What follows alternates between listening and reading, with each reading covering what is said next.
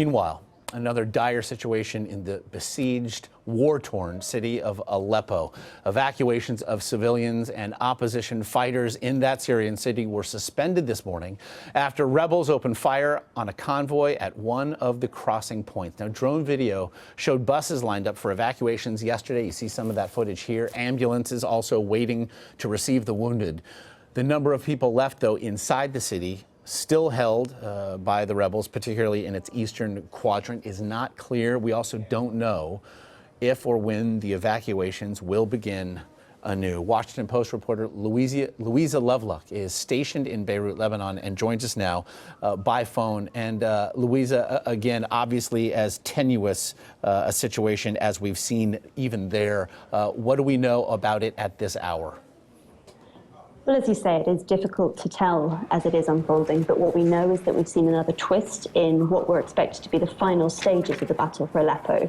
There's this major evacuation which has been aborted, possibly after rebels shot in the checkpoint, but also after pro-government militiamen held up a bus packed with some 800 people. Russia has claimed that all evacuees have left the city and said it's ready to liquidate what remains of the resistance there. But activists and video footage from East Aleppo do appear to show this isn't true. What remains of the area is full of women and children awaiting rescue, and there are real fears right now that pro-government forces might launch a blitz on the area if this situation isn't solved. We saw Bashar al-Assad, the Syrian president, yesterday celebrate the liberation of this city, saying that it warranted a word that was even more than a congratulations. What has been the response outside these rebel-held areas there? There are certainly a lot of people in Syria who are very pleased at this. The rebellion against Assad has consistently been depicted as a terrorist rebellion, and it does have al-Qaeda elements. And it's also an armed uprising which has involved rebels who have shelled parts of Aleppo, civilian parts of government-held Aleppo, which has been very unpopular with people who live there. But the big problem right now is the humanitarian situation inside the east. People were waiting overnight. They thought they were finally going to be rescued. And the aid workers who were in there yesterday were saying that the conditions were among the worst that they had seen in their entire careers.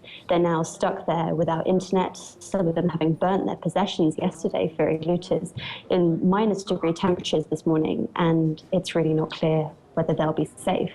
It is something to watch unfold that is almost impossible to bear. We have seen, you mentioned the lack of internet. We did see those who had it actually posting videos and messages to social media saying that they truly believed it might be the last time we heard from them.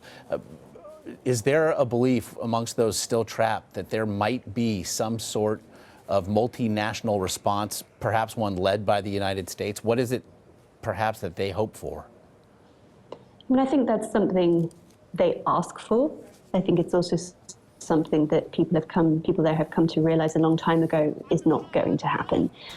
One of the sort of cruelest parts of this whole situation are these repeated cycles of hope.